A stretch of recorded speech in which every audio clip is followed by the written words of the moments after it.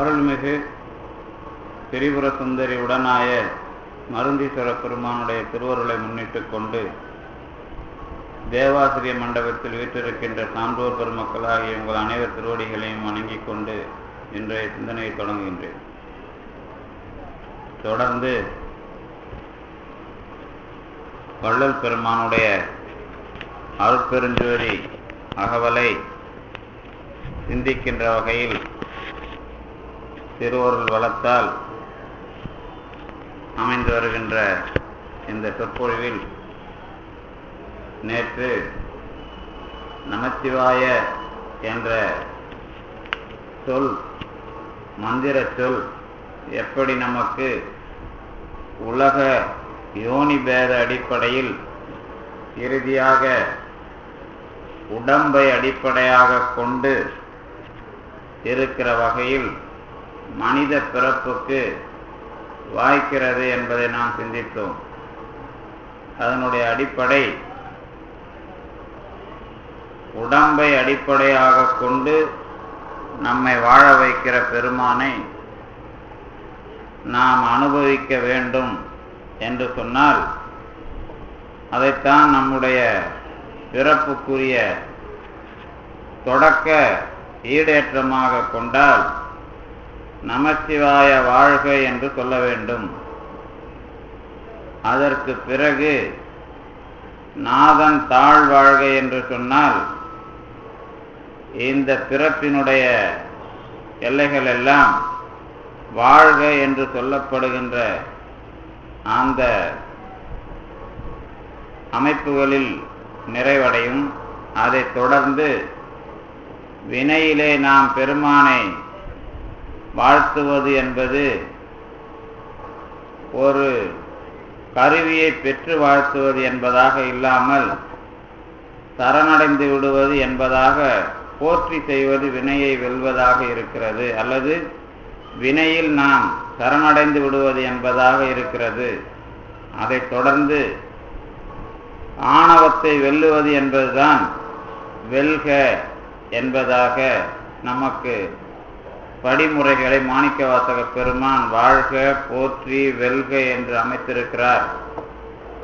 இதைத்தான் 3 கோட்டைகளை வெல்லுகிற வரலாறாகவும் நாம் வைத்திருக்கிறோம். இரும்பு கோட்டை, வெள்ளிக்கோட்டை, தங்கக்கோட்டை. அந்த இரும்பு கோட்டையை வெல்வது என்பது ஆணவத்தை வெல்வது, வெள்ளிக்கோட்டையை வெல்வது என்பது வினையை வெல்வது, தங்கக்கோட்டை என்பது மாயை அல்லது உடம்பினுடைய அமைப்பை வெல்லுவது. இந்த 3ஐயும் ஒரே நேரத்தில் நகை செய்து பெருமான் எரி செய்தான் என்பதுதான் நன்றியால் வாழ்வது உள்ளம் உலகுக்கு ஒரு நன்மையினால் மும்மதிலும் கன்றினார் என்பதாக வள்ளல் திருஞான சம்பந்தர் பெருமான் திருவொற்றியூர் பதிகத்தில் சொல்லுகிறார். நன்றியால் இந்த உலகம் வாழ்கிறது என்று சொன்னால் இந்த 3 கோட்டைகளை பெருமான் எரி செய்ததனால்தான் இந்த அமைப்பு நமக்கு வாய்த்திருக்கிறது என்பதாக திருஞான சம்பந்தர் திருவொற்றியூரில் நினைவுபடுத்துகிறார். இந்த திருவொற்றியூருக்கு வந்த வள்ளல் பெருமான் தில்லையை இணைத்து பாடிய பதியங்களில் திருவொற்றியூரும் தில்லையுமாக இணைத்து பாடுகிற பதியங்கள் 2வது திருமுறையில் நமக்கு, அதாவது வள்ளல் பெருமானுடைய 2வது திருமுறையில் நமக்கு பாடங்களாகி இருக்கின்றன. அதில்தான் இந்த நமச்சிவாயத்தை மறக்காத தன்மை, நாமம் நமச்சிவாயம் என்று சொல்லுகிற விளக்கம், அதற்கு பிறகு சிவாய, சிவ சண்முக, இந்த மாதிரியான மந்திர வளர்ச்சிகளை எல்லாம் வள்ளல் பெருமான் சொல்லுகிறார் என்ற குறிப்புகளை எல்லாம் நேற்றும் சொன்னேன். தொடர்ந்து நீங்கள் அனுபவிக்க வேண்டியது நேற்று சொன்னதில், அதாவது ஐயம் இருந்தால் நீங்க என்ன பண்ணணும் அப்படின்னு கேட்டால், தொடர்ந்து அதை யோசனை செய்து பார்த்தால் நிறைய பேருக்கு அந்த கேட்டு வைத்திருக்கிற ஒரு தடை இதுவா அதுவா என்று இருக்கிறது. அதனால நீங்க நமச்சிவாய பதிகங்கள் எல்லாம் எடுத்து பார்த்து அதிலே எந்த அடிப்படையில் அவர்கள் சொல்லுகிறார்கள் என்பதை எல்லாம் பார்த்தீர்களானால் நம்முடைய பிறப்புக்கு அவை எதுவரை உதவி செய்கின்றன என்பது தெரியும். அதாவது நம்முடைய நாயன்மார்கள் நாதன் நாமம் நமச்சிவாய என்று தெளிவாக சொல்லியிருக்கிறார்கள். அதையே அந்தியும் பகலும் 5 பதம் சொல்லி என்பதாக சுந்தரர் சொல்லியிருக்கிறார். இந்த அந்தியும் பகலும் 5 பதம் சொல்லி என்பதைத்தான் திருஞான சம்பந்தர் எல்லா நேரங்களிலும் முறையாக இயங்கியிருக்கிறார். இதுதான் திருஞான சம்பந்தருடைய அந்த பால் தொடங்கி, பால் கிண்ணம் தொடங்கி, அதாவது அந்த தாளம், பொன் தாளம் தொடங்கி, சிவிகை தொடங்கி, நல்லூர் பெருமணத்தில் ஜோதியில் ஏறுவது வரை சிவய நம என்பதனுடைய அமைப்பை முன்னிட்டு கொண்டு திருஞான சம்பந்தர் செய்தார் என்று நான் சொன்னேன். அதை சேக்கிழார் தான் அப்படித்தான் அதை விளக்குகிறார் என்றும் சொன்னேன். இடையில வந்த சந்தேகம் என்ன என்றால், அடியார்களுக்கு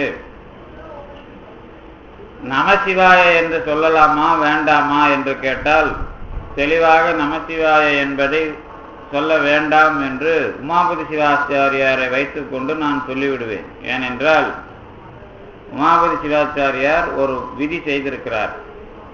நமசிவாய என்று மந்திரமாக நீ நினைத்து கொண்டு சொன்னால் அப்படி சொல்லாதே, நமசிவாய என்பதை பெயராக வைத்துக் கொண்டு சொன்னால் சொல்லுங்கள். இறைவனுடைய பெயர் இது, என்னுடைய உடம்பும் நமசிவாய என்ற மந்திரத்தால் படைக்கப்பட்டது. இந்த மந்திரத்தை இயக்குகிறவன் நான் இல்லை, இறைவன் தான் இயக்குகிறான். அப்ப இறைவனுடைய பெயர் எனக்கு தெரியாது, அவனுக்கு பெயர் இல்லை. ஆனால் என்னுடைய பெயரை வைத்துக்கொண்டு எனக்காக இருக்கிற பெருமான் நமச்சிவாய. அதுக்கு முன்னாடி நம்ம பேர் தான் மந்திரம். இப்போ இதுக்கு நடுவில் இந்த வரலாறு நீங்க நினைச்சு பார்க்கலாம். திருநாவுக்கரசு என்ற பெயர் மந்திரமாக வருகிறது. யாருக்கு? அப்பூதி அடிகளுக்கு. அப்ப என்ன அர்த்தம் அப்படின்னு கேட்டீங்கன்னா, நமசிவாய என்ற திருநாவுக்கரசனுடைய உடம்பிலே இருந்த பெருமான் அவருடைய உயிர், அவருடைய வாழ்க்கை எல்லாவற்றையும் உள்வாங்கிக் கொண்டு திருநாவுக்கரசு என்ற பெயரை மந்திரமாக ஆக்குகிறான். அப்ப நீங்க நம்ம பேரும் மந்திரமா மாறுறதுக்கு வாய்ப்பு இருக்கு. ஆனா நம்ம பேர் எதனால மந்திரமாகும்னா நம்மளால இல்ல, நாம அந்த பேருக்கு உண்மையானவர்களாக இருந்தால். இப்ப திருநாவுக்கரசர் அப்படிங்கிற பேரு வாக்கீசர் அதானே. இந்த பெயரை அப்பர் என்ற பெயரை கொடுத்தவர் திருஞான சம்பந்தர். வாக்கீசர் என்ற பெயரை கொடுத்தவர் இறைவன். திருநாவுக்கரசு அதுதான், வாக்கு ஈசர் தான். அப்புறம் திருநாவுக்கரசு ரெண்டுத்துக்கும் ஒரே பொருள் தான். நாவுக்கு அரசர், வாக்கு, நாக்கு என்பது கருவி, வாக்கு என்பது கருவியினால் விளைகிற செயல். அந்த கருவியோட சேர்த்து அதை மந்திரமாக சொல்லுகிறார் யாரு? அப்பூதி அடிகள். நாவுக்கு அரசர். இப்ப நாவுக்கு அரசர் அப்படின்னா என்ன அப்படின்னு கேட்டீங்கன்னா, நாக்கு பயன்படுத்துகிற எல்லாரும் நாவுக்கரசர்கள் தான். ஆனா அந்த அளவா பேசு அப்படின்னு ஒரு விஷயம் வருது இல்ல. எதை காக்க? நான் காக்க அப்படின்னு திருவள்ளுவர் அப்பப்ப சொல்றாருல்ல. எப்ப நான் காக்கணும்? நாவை ஒருவன் ஒரு அவையில தெளிவாக தெரியாம பேசக்கூடாது. அப்ப நாவை காக்க வேண்டும். இந்த நாவை காக்க வேண்டும் அப்படிங்கிறது அறிவாளிகளுக்கு மட்டும் இல்ல. நீங்க ஏதாவது சொல்லிட்டா அந்த விஷயம் அவங்கள கடைசி வரைக்கும் வேதத்துக்கு உரியவர்களாக்கணும். இது சாதாரண நடைமுறையிலேயே எல்லாருக்கும் தெரிஞ்ச விஷயம். இந்த நாக்கு கடைசியா எதை சொன்னாலும் அது நடக்கிறது. அந்த மாதிரி ஒரு நாக்கை நாம என்ன பண்றோம் அப்படின்னு கேட்டீங்கன்னா, உலகத்துல கருநாக்கு அப்படின்னு சொல்லுவோம். அதாவது கெட்டது நடந்தா கொஞ்சம் அப்படியே எல்லாத்தையும் கடந்து பேசுறாங்க, நல்லதுதான் பேசுறாங்க அப்படின்னு சொன்னா சென்னாக்கு அப்படின்னு ஒருத்தர் பேர் வாங்கினார். சென்னா போதார் அப்படின்னு பேர் வாங்கினார் திருவள்ளுவர். சென்னாக்கு. இப்ப கருநாக்குக்கு எதிர்ப்பு சென்னாக்கு. இந்த கருநாக்குக்கு எதிர்ப்பு சென்னாக்குன்னு சொல்லக்கூடாது. கருநாக்குங்கிறது கெட்டதுன்னா சென்னாக்குங்கிறது கெட்டதும் இல்லை நல்லதும் இல்லை, அது கடவுள் தன்மையானது அப்படின்னு சொல்லணும். அதை இந்த சென்னா போதார் செம்மையுள் நிற்பர் அப்படின்லாம் சொல்றோம்ல, இது கருப்புக்கு ஆப்போசிட் கிடையாது, எதிர்ப்பு கிடையாது. எதிர்ப்புகள் எல்லாம் இல்லாத ஒன்று.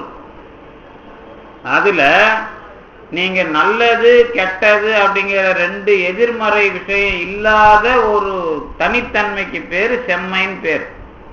செம்மைக்கு எதிர்ச்சொல் கருமைன்னு நீங்க போடக்கூடாது.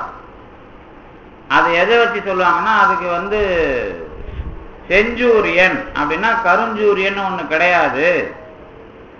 அந்த மாதிரி நீங்க செம்மை என்பது ஒன்னாகவே சொல்ற ஒரு குணம். அந்த மாதிரி இது சென்னாக்கு. அப்ப கெட்டது நல்லது என்பதை கடந்த நாக்குக்கு பேரு சென்னாக்கு. அதுல தலைமை பெற்றவர் நாவுக்கரசர். இந்த மாதிரி அந்த பேர் விளங்குது அப்படின்னு சொன்னா, அந்த உடம்பை வைத்துக்கொண்டு அந்த பெயரையே மந்திரமாக மாற்றுகிற ஆற்றல் திருநாவுக்கரசருக்கு கிடைத்தது. இப்ப நமக்கு நம்ம பேரே மந்திரமாகணும்னா நம்ம உடம்புல இருக்கிற வேலை செய்யற இறைவன், அதுக்கப்புறம் நம்ம செயல், அதுக்கப்புறம் நம்முடைய ஒழுக்கம், இதெல்லாம் தாண்டி நம்ம பேரை பெருமான் விளங்க வைப்பான். நல்ல பேர் உள்ளவனா விளங்க வைக்கிறது வேற. உங்க பேருக்கு என்ன தத்துவமோ அந்த பேர்ல வேற யாருக்கும் இல்லாத அளவுக்கு நம்மளை வளர்த்து விடுறான் அப்படின்னு சொன்னா நம்ம பெயரே மந்திரமாக மாறும். இதுதான் வரலாறு. அப்படி திருநாவுக்கரசருக்கு மந்திரமா மாறுறதுங்கிறது தனி விஷயம். ஆனா திருநாவுக்கரசரா இருந்தாலும் சரி, திருஞான சம்பந்தரா இருந்தாலும் சரி, நாமா இருந்தாலும் சரி, எல்லாருக்கும் உடம்பு மனித உடம்பு. அந்த உடம்புக்கு மூல மந்திரம் நமச்சிவய. இந்த நமச்சிவயங்கிற உடம்ப எனக்கு கொடுத்து அந்த உடம்பு மூலமா எனக்கு அறிவை எந்நேரமும் எழுப்பி கொண்டிருக்கிற இறைவனுக்கு பெயர் நமச்சிவாய. இப்ப நீங்க நமச்சிவாயங்கிறத இறைவனுடைய நடனம் அப்படின்னு மட்டும் சொல்றீங்க அப்படின்னு சொன்னா, இறைவனுடைய நடனத்தை 3 வகையாக நாம குறைஞ்சபட்சம் 3 வகையா சொல்றோம். ஒன்று ஊன நடனம், இன்னொன்று ஞான நடனம், இன்னொன்று நீங்க நடு நடனம் சொன்னாலும் சரி, அல்லது இதை கடந்த நடனம் சொன்னாலும் சரி, ரகசியம் சொன்னாலும் சரி. இந்த ஊன நடனம்னா என்ன அப்படின்னு கேட்டா, அறிவு இல்லாத பொருள்களில் ஆடப்படுகிற நடனம். அறிவு இல்லாத பொருள்களில் ஆடப்படுகிற நடனம்னா என்ன அப்படின்னு கேட்டீங்கன்னா, தனு கரணம் புவனம் போகம் என்று சொல்லப்படுகிற இந்த மாயை காரியங்களில் படைப்பு காத்தல் அழித்தல் இந்த எல்லா தொழில்களுக்குமாக இறைவன் இயங்குகிற இயக்கம் எது? ஊன நடனம். அதுல நம்ம உடம்பும் சேரும். உடம்பா இருந்தாலும் உலகமா இருந்தாலும் இன்பமா இருந்தாலும் கருவிகளா இருந்தாலும் எல்லாமே ஒன்று உருவம் அடைந்து இயங்குகின்றன என்று சொன்னால், அது எல்லாத்துக்கும் இயங்குகிற இறைவனுடைய ஆட்டத்துக்கு பெயர் ஊன நடனம். இந்த நடனம் வரைக்கும் நீங்க எதை பார்க்கணும் அப்படின்னு கேட்டீங்கன்னா, படைத்தல் காத்தல் அழித்தல் மறைத்தல் அருளல் தோற்றம் துடியதனில் தோயும் திதி அமைப்பில் சாற்றியிடும் அங்கியிலே சங்காரம் ஊற்றமா ஊன்று மலர்ப்பதத்தில் ஊற்ற திரோதம் முத்தி நான்ற மலர்ப்பதத்தே நாடு அப்படின்னு உண்மை விளக்கத்துல பாட்டு. 5 தொழிலை அடிப்படையாக கொண்டு அந்த நடனத்தை சொன்னா அது எல்லாமே ஊன நடனம் தான். 5 தொழில், படைத்தல், காத்தல், அழித்தல், அது சொல்றாங்க இல்ல, இந்த 5 தொழிலை அடிப்படையாக கொண்டு வந்தால் அது ஊன நடனம். அதுக்கு அடுத்தது ஞான நடனம்னு ஒண்ணு வரும். அது எது என்று கேட்டால், இந்த ஆன்மாவை மேலே ஏற்றுவதற்காக இறைவன் ஆடுகிற நடனம். இந்த மேலே ஏற்றுவதற்காக ஆடுகிற நடனத்தை கொஞ்சம் அப்படி இப்படி நாம என்ன மாதிரி சொல்லி எல்லாரும் புரிய வைக்கிறாங்க அப்படின்னு கேட்டா, ஆதாரங்களை அதாவது கடந்து 7வது இடத்துல இணைக்கிற ஒரு நடனம் இந்த ஞான நடனம் அப்படின்னு இணைக்கிறாங்க. அது எப்படி ஞான நடனமா ஆகுது அப்படின்னு கேட்டா, ஆன்மாவை படிப்படியாக மேலேற்றுவது இது ஞான நடனம். நீங்க அது 6 ஆதாரத்துல வச்சுக்கிட்டாலும் சரி, 6 ஆதாரத்தை கடந்து எடுத்தாலும் சரி, ஆனா இதனுடைய அடிப்படை உண்மை என்ன என்று கேட்டால், உடம்பு வாழுவதற்காக பெருமான் தருகிற நடனம் ஊன நடனம் சொன்னா, உயிர் எந்த அளவிற்கு வளர்ச்சி அடைந்திருக்கிறதோ அந்த வளர்ச்சிக்கு தருகிற நடனம் ஞான நடனம். இதுக்கு அப்புறம் பெருமான் உங்களுடைய அனுபவத்தை மேலே எடுத்துக்கொண்டு அனுபவிக்க வைக்கிறதுக்கு பேரு ஆனந்த நடனம். அதான் ஆனந்த வாரிதியில் அழுத்தல். இப்ப நாம என்ன அனுபவிக்கணும் கேட்டா, இந்த 2வது ஞான நடனத்துக்கு உலகத்துல எது எடுத்துக்காட்டா இருக்கிறார்னா தியாகராஜர் நடனம் தான் ஞான நடனம். திருவாரூர், திருவையாறு இதெல்லாம் முக்கியமான இடங்கள். அதுதான் முசுகுந்த சக்கரவர்த்தி கொண்டு வந்து வச்ச அந்த தியாகராஜர் அடிப்படையாக கொண்டு, அது கூட ஒரு 6 தலங்களை இணைத்து சப்த விடங்க தலம் 7 தலங்களை வச்சு நந்தி தேவருக்கு திருமணம் பண்றது அப்படின்னா ஆன்மாவை இறைவனோடு கலக்க வைக்கிறது அப்படிங்கிற விஷயமா பண்ற தியாகராஜர் நடனம் எல்லாம் ஞான நடனம். அங்க உடம்பு என்கிற விஷயத்தை தாண்டி ஆன்மாவுக்கு கத்துக் கொடுக்கிறது. இப்போ உடம்பு, ஆன்மா, இறைவன், அப்புறம் இருக்கிற வாழிடம் எல்லாத்தையும் சேர்த்து பெருமான் வாழ வைக்கிறான் அப்படின்னு சொன்னா அது திருவொற்றியூர் தியாகராஜர் நடனம். இதுதான் முடிவானது. இந்த நடனம் அப்படிங்கிறது நாம இந்த 3வது சொல்றோம் இல்ல, இந்த இடம் தான் இது எது அப்படிங்கிறது தான் கொஞ்சம் அப்படியே நாம குழப்பம் அடையாம ஒரு நேரடியா தெரிஞ்சுக்கணும். அப்படின்னா இப்ப நாம எல்லாரும் புருவ மத்தியில பாரு, புருவ மத்தியில பாருன்னு சொல்றோம்ல, இந்த புருவ மத்தியிலலாம் கடவுள் அனுபவிக்கிற இடம் கிடையாது அப்படிங்கிறது நாம நினைவோட இருக்கிறது புருவ மத்தி, அவ்வளவுதான். நீங்க நினைவோட இருக்கிறது புருவ மத்தி. ஆனா கடவுள் அப்படின்னு சொன்னா அது இருதய குகை அப்படின்னு தான் எல்லாரும் அந்த பெரிய அனுபவத்தை பேசுறவங்க சொல்லியிருக்கிறாங்க. அந்த இதயம்ங்கிறது நீங்க உடனே ரைட்டுக்கு தள்ளி போயிடக்கூடாது, அந்த லெப்டுக்கு தள்ளி போயிடக்கூடாது. நடுவுல நான் என்று சொல்ல, அது நடுவுல நாம வைக்கிற இடத்த அது ஒரு அடையாளமா வச்சு இதய குகை. நான் என்று நீங்கள் உடம்புல எங்க வைக்கிறீங்களோ, மோவாக்கட்டைக்கு கீழே நேரா வைக்கிறீங்களோ அந்த இடம்தான் இதய குகை. அந்த குகை என்கிற இடத்தில் இருக்கிறதுனால கடவுளுக்கு குகேசன் பேர், அவ்வளவுதான். குகேசன்னா முருகனும் இல்ல, சிவனும் இல்ல, உருவமும் பெயரும் இல்லாத ஒரு பெரிய கடவுள். இதுதான் குகேசன். இதுதான் குகை. அதாவது மோவாக்கட்டைக்கு நேரா நான் வந்துட்டு வணக்கம் சொல்றது, நான் சொல்றது, இதான் இங்கதான். இந்த இடத்துல தான் அந்த கடவுள் குகையாக இருக்கிறான். அந்த குகையில் இருக்கிற இறைவனுக்கு பெயர் குகேசன். இவன் தான் இந்த வெளியில நடராஜர் அது தியாகராஜர் சொல்றதை தாண்டி இருக்கிற ரகசியம். இதுதான் சிதம்பரத்துல நடராஜரை தாண்டி நீங்க அனுபவிக்கிற ரகசியம். இதுதான் தகர ஆலய ரகசியம். இதுதான் அடிப்படை. இப்ப நடனத்தை இந்த 3 தாண்டி நீங்க பண்ணக்கூடாது. இதை இன்னும் பாமசாமி வேற மாதிரி அதை 3 நடனத்தையும் திருச்சி சொல்றாரு. எப்படி சொல்றாரு அப்படின்னு கேட்டீங்கன்னா, காளி நடனம்னு ஒண்ணு பெருமான் ஆடுவானாம். ஏன் ஆடுவானான்னு கேட்டா, இந்த உலகத்தை காளி சாப்பிட்டுருமா, அப்படி இல்லைன்னா உலகத்தை காப்பாற்ற முடியாது. அதுக்காக பெருமான் ஒரு நடனம் ஆடி இருக்கிறான். அது காளி நடனம் அப்படின்னு அவர் ஒரு பேர் கொடுக்குறாரு. வேற பாம்பன் சாமி பேர் கொடுக்குறாரு. அவர் நடனத்தை 3ஆ பிரிச்சு அதுல நீங்க காளி நடனத்தை தான் பெருமான் முதல்ல அழிச்சான். அழிக்கிறது கூட நாம அதை சொல்ல முடியாது. அதாவது சொற்ற தலம் முன்னு மனசிற்கு இடனதாய் அரிய சுத்த தகராலயமதாய் குற்றமது சக்தி நடை நட்டமலி காளி நடை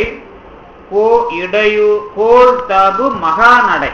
மொத்தம் 3 நடனத்தை அவரு தெளிவா பாம்பன் சாமி தகராலய ரகசியத்துல எனும் வெற்றி நடம் 3ஐயும் இழைத்த குகன் ஆடல் புரி மேதை அவையால் அயில் அகலான் உற்ற ஒரு நாட்டம் இட அத்தலம் உரித்தன உரைத்த உரை கட்டுரை அரோ.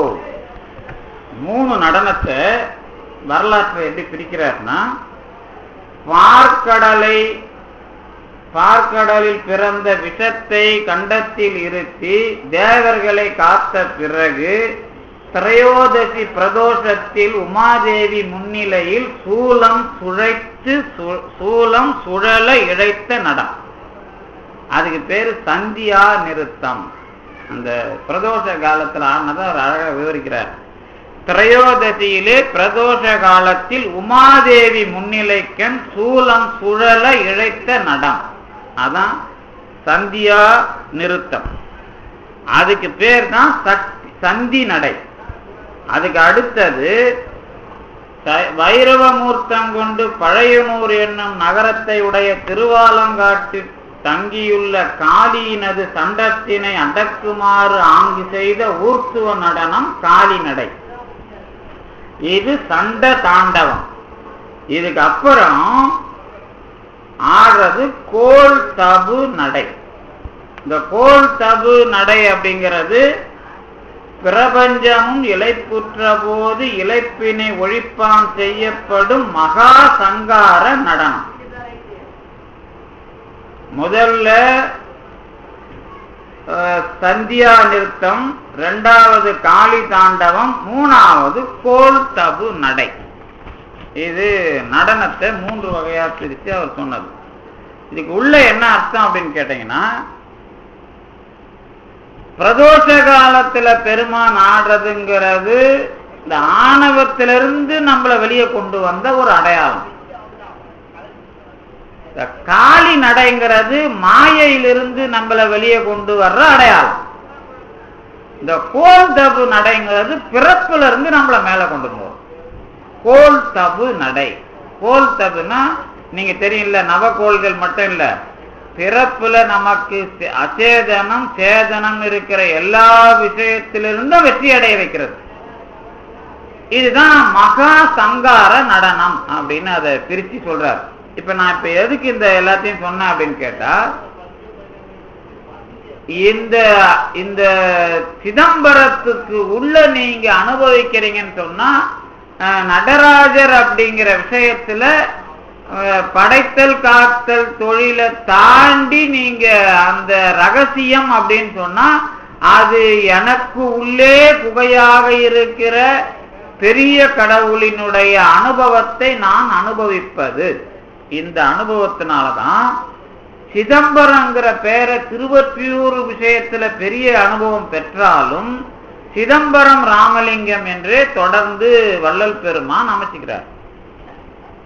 சிதம்பரம் ராமலிங்கம் ஏன் அமைச்சுக்கிறார்னு கேட்டீங்கன்னா, இந்த குறிப்பை வள்ளல் பெருமான் விளக்கல. நான் ஏன் சிதம்பரம் நான் எழுதிக்கிறேன், கடைசி வரைக்கும் அவர் மாத்திக்கல, எல்லாத்தையும் மாத்தினார். சிதம்பர ராமலிங்கங்கிறத மாத்தல. எப்படி பாரதியாருடைய சிஷ்யன் பாரதிதாசன், அவர் கனக சுப்புரத்தினம் தானே. அவரு என்ன பண்றாரு, பாரதிதாசன் அப்படிங்கிற பேரை வச்சுக்கிறாரு, மாத்திக்கல. திராவிடர் கழகத்துல பெரியார் வரைக்கும் சொல்லி ஏன் அவன் மாத்த மாட்டாங்கிறான்னு கேட்டும் அவர் மாத்திக்கல. ஏன்னா அவங்க பாரதியார் விழாவை கொண்டாடக்கூடாதுன்னு தடை போட்டார் பெரியார். பாரதியார் எதிர்த்தே எழுதினார் அவங்க இதுல. ஆனா பாரதிதாசன் பெரியார் கழகத்துல இருந்தாலும் அவரை மட்டும் மாத்திக்க சொல்லி வெற்றி அடைய முடியல அவங்களால. ஏன் அப்படின்னு கேட்டா, எனக்கு தெரியும் பாரதியை பத்தி, நான் அந்த பேரை மாத்திக்க மாட்டேன் அப்படின்னு தெளிவா கடைசி வரைக்கும் அவன் பாரதிதாசன்னே போட்டுக்கிட்டான். அந்த மாதிரி சிதம்பரம் ராமலிங்கம் பிள்ளை அப்படிங்கிறத அவர் மாத்திக்கல. ஏன் மாத்திக்கல அப்படின்னு கேட்டா, இங்க திருவொற்றியூர்ல இருந்து சிதம்பரம் போய் அந்த கோயிலினுடைய அமைப்புல சில விஷயங்களை எல்லாம் செஞ்சு கோயிலுக்கு கும்பாபிஷேகம் மாதிரி பண்ணி அதுக்குள்ள வழிபாட்டு முறையை சரி செய்யணும் அப்படிங்கிறது தான் வள்ளல் பெருமானுடைய எண்ணம். அதுக்கு தான் போய் கருங்குழியில தங்குறார். கருங்குழியில தங்கின அந்த முயற்சி பண்ணி பார்க்கிறாரு, அது ஒன்றும் நடக்கல. அதுக்கப்புறம் போய் வடலூர்ல சத்திய ஞான சபையை பூசா கட்டுறாரு. அதனால சிதம்பரத்துக்கு எதிர்ப்பா நான் கோயில் கட்டுறேன்னு அவர் சொல்லல. சிதம்பரத்துல செய்ய முடியாது அப்படின்னு முடிவு பண்ண பிறகு அதை அங்க போய் செய்யறாரு. இதுதான் வரலாறு. உங்களுக்கு திருஞான சம்பந்தராலே முடியலன்னு தெரியும். திருஞான சம்பந்தர் என்ன பண்ணாருன்னு உங்களுக்கு தெரியும். திருநீலகண்ட யாழ்ப்பாணரை உள்ள கூட்டிட்டு போக முடியல. தெருவிலேயே சிவபூதங்கள் சிவகணங்களை எல்லாம் காட்டிடுறாரு. யாருக்கு? திருநாவுக்கரசு திருநீலகண்டருக்கு திருஞான சம்பந்தர் தில்லைக்கு உள்ள போறாரு. திருநீலகண்ட யாழ்ப்பாணரோட போறாரு. உள்ள கூட்டிக்கிட்டு போய் திருநீலகண்ட யாழ்ப்பாணரை காட்டல.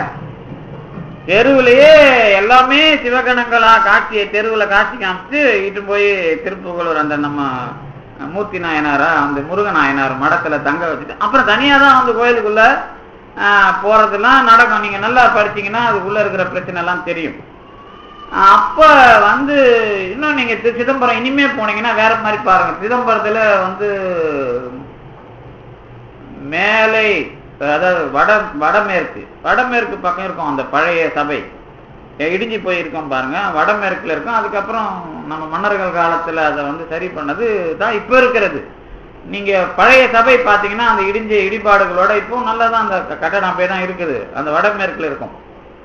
எதுக்கு இது சொல்றேன் அப்படின்னு கேட்டா, பெரிய கடவுள் அனுபவத்துக்கு உரிய அடையாளம் தான் சிதம்பரம். வெறும் அடையாளம் மட்டும் இல்ல சிதம்பரம். சிதம்பரத்தை பத்தி கொஞ்சம் அதிகப்படியா வள்ளல் பெருமானை படிக்கிறதுக்கு சிதம்பரத்தை தெளிவா தெரிஞ்சுக்கணும்னா பாமன் சாமிகளுடைய தகராலை ரகசியம் தான் உதவி பண்ணும். அந்த சிதம்பரம் ரேடியஸ்ல பிறந்தவங்களுக்கு தான் இந்த தகராலயம் கிடைக்கும். உலகத்துல எந்த மூலையில பிறந்தவனுக்கும் அது கிடைக்காதுன்னு ஓப்பன் டிக்ளேர் கொடுக்குறாரு பாமன் சாமிகள். சிதம்பரத்தை சுத்தி ஏன்னா பூமத்திய ரேகையில அந்த சிதம்பரம் நிக்குது. அதை ஒட்டி அந்த வட்டத்துல தென் தமிழ்நாட்டுல பிறந்த அந்த வட்டத்துக்குள்ள வந்தாதான் நீங்க தகராலய ரகசியத்தை அனுபவிக்கிறதுக்கே தகுதி இருக்குது அப்படின்னு ரொம்ப தெளிவா பாட்டு பாடியிருக்கிறார் பாமன் சாமிகள். அப்ப என்ன அர்த்தம்னு கேட்டீங்கன்னா, அதனாலதான் நீங்க இன்னும் நிறைய பிரச்சனையை நாம கோடு விட்டுட்டோம். நீங்க இவருக்கே தெரியும் யாரு இங்க நம்ம இவரை படிக்கிறோமே, யாரு சிவவாக்கியர் காலத்துல, சிவவாக்கியர் எந்த காலத்துல இருந்தார் அப்படின்னு கேட்டீங்கன்னா காலம் உங்களுக்கு தெரியாது. குறைஞ்சபட்சம் எதை வச்சு கண்டுபிடிக்கலாம்னா சேக்கிழாருக்கு பிறகு அருணகிரிநாதருக்கு முன்னாடி. அது எப்படி கொஞ்சம் தெளிவா ஓரளவுக்கு தான் இதை தெளிவுபடுத்த முடியுது. இன்னும் அதுக்குள்ள நேரா போனாதான் தெரியும். ஏன் அதை சொல்றேன்னா, அருணகிரிநாதர் கேட்கிறார், எனக்கு சிவவாக்கிய தெள்ள முதை தருவாயேன் திருவண்ணாமலை பதிகத்துல அதை கேட்கிறார். சிவவாக்கியர் அனுபவத்தை வச்சு அவரை குருவா ஏத்துக்கிட்டு தான் என்ன பண்ணணும் இந்த சமய உலகத்துல அப்படிங்கிறத திரு அருணகிரிநாத பெருமான் சிந்திக்கிறார் அப்படிங்கிறது தெளிவா தெரியுது எனக்கு. அதனாலதான் அவர் எந்த மாதிரி கடவுளெல்லாம் அதுல இணைக்கணும் இந்த மக்களுக்கு இணைச்சு கொடுத்து. இப்ப என்னன்னு கேட்டீங்கன்னா பிரச்சனை அது இல்லை. இப்ப நம்ம கோயிலை விட்டு சொற்பொழி மூச்சாடி போறதுக்குள்ள எல்லாரும் கேட்பாங்க, ஏங்க இப்ப இவங்க அப்படி பேசுறாங்க, இவங்க அப்படி பேசுறாங்க, அங்க இது பேசுறாங்க, இங்க இப்படி ஆடுறாங்களே. எல்லாருக்குமா நாம பிறந்திருக்கிறோம். தேவாசிரிய மண்டபத்துக்கு உள்ள வந்துட்டா நாம பேசலாம். போய் ரோட்ல நின்று நான் இங்க பேசிச்சு அங்க பேசுனா அவங்க கேட்க மாட்டாங்கல்ல, அவங்களுக்கு பாவம் அவ்வளவு தெரியுமா? இன்னும் கிராமங்கள்ல போய் அதை பேச முடியுமா? அதுக்கு புராணம் தானே பேசி ஆகணும். முருகன் வந்தான், சண்டை போட்டான், இப்படி பேசினாதான் அவன் கேட்பான். அதுக்கப்புறம் கொஞ்சம் இப்படி தள்ளி வந்து கோயில் ஓரத்துல பேசினா கொஞ்சம் மிக்ஸ் பண்ணலாம், வேற மாதிரி கதையை சொல்லலாம். இங்க வந்தா நம்ம ஒரிஜினலா பேசலாம். இங்கேயும் நாம கொஞ்சம் தயார் பண்ணணும். அதுக்கப்புறம் இதெல்லாம் ஞாபகம் வச்சுங்க இப்படிலாம். இங்கேயும் நான் வந்து நமக்கு நிறைய வந்து மாறி மாறி சிந்தனை வரும். அதுக்கு காரணம் அவங்களுடைய பக்குவமும் நேர்மையும் காரணம். அவங்களுக்கு ஒரு நேர்மை. இப்போ நேர்மைனா என்னன்னு கேட்டீங்கன்னா, நமக்கு ஒரு நடைமுறை, சாப்பிட்றது, தூங்குறது, பேசுறது, வேலை செய்யறதுல ஒரு முறை இருக்கும். அந்த எனக்கு அது எப்படி சொல்றேன்னு கேட்டா, இப்போ எனக்கு தெரிஞ்ச ஒரு மருத்துவர் வருவார். அவர் வந்து எல்லா வேலையும் சாப்பாட்டை வந்து ரொம்ப கம்மியா சாப்பிடுவாரு, 4 வேளைக்கா சாப்பிடுவாரு, ஒரு லெவலுக்கு மேல அதிகமா சாப்பிட மாட்டாரு. இது நல்ல பழக்கம் தானே. ஆனா அவருடைய கேரக்டர்லயே அதுக்கு மேல வராது. இது நல்ல பழக்கமா இருக்கும். ஆனா அவருடைய அறிவுன்னு பார்த்தா அந்த அறிவும் அதை தாண்டி வராது. அறிவு நீங்க நினைச்சுக்கிட்டு இருப்பீங்க அது பக்குவப்பட்ட அறிவு, அதனாலதான். அப்படி இல்ல. அது பக்குவப்பட்ட அறிவுங்கிறது பின்னாடி வரும். பிறப்புல இருந்தே இந்த மாதிரி நடவடிக்கை வந்துட்டா அதுதான் பாடி கண்டிஷன், அதுதான் மென்டல் கண்டிஷன், அதுதான் பிறப்பு. அதனாலதான் பிறப்பை பேதமை நான் திருவள்ளுவன். இந்த அளவுகோல்லாம் நமக்கு இப்ப தெரியாது, அது பழகும் போது தெரியும். அந்த மாதிரி இப்ப நாம வந்து என்ன சொல்றது, இந்த அனுபவத்துக்குள்ள இவங்க வராங்க வரல அப்படிங்கறதெல்லாம் நாம முடிவு பண்றதுக்கு என்ன பண்றோம்னா இந்த மெத்தடாலஜியை கொடுக்குறோம். அந்த மாதிரி சிவவாக்கியருக்கு பிறகு வந்த அருணகிரிநாதர் என்ன பண்றாருன்னா, இந்த எல்லாத்தையும் சேர்த்து வச்சு எல்லா மக்களையும் ஒரு அளவுக்கு ஒரு படிக்குள்ள கூட்டிட்டு வரணும் அப்படின்னு 6 தெய்வம், இன்னைக்கு நாம கொண்டாடுற நவராத்திரியில எவ்வளவு தெய்வம் மிக்ஸ் பண்ணிருக்கிறோமோ அவ்வளவு தெய்வத்தையும் அருணகிரிநாதர்கிட்ட நீங்க வழிபடலாம்.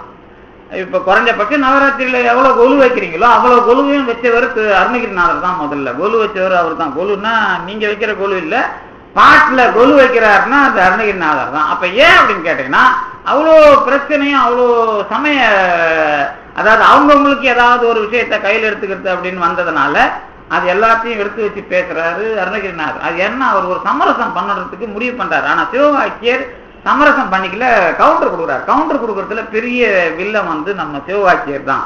அதை நீங்க படிச்சீங்கன்னா தெரியும். அதுல என்ன பண்றாருன்னா, ஏன் புலாலுங்கிறீங்க, புலால் மரக்கறி தானே அதுக்கு போடுறோம், ஏன் வந்து இப்போ உனக்கு தண்ணியில வந்து மீன் இல்லையா இப்படிலாம் கேள்வி கேட்கிறாருல. இது என்னன்னு கேட்டீங்கன்னா, இந்த வந்த பிரச்சனையை எதிர்த்து அடிக்கிறது அப்படிங்கிறதுல சிவவாக்கியர் கொம்பு வச்சு நின்று இருக்கிறாரு.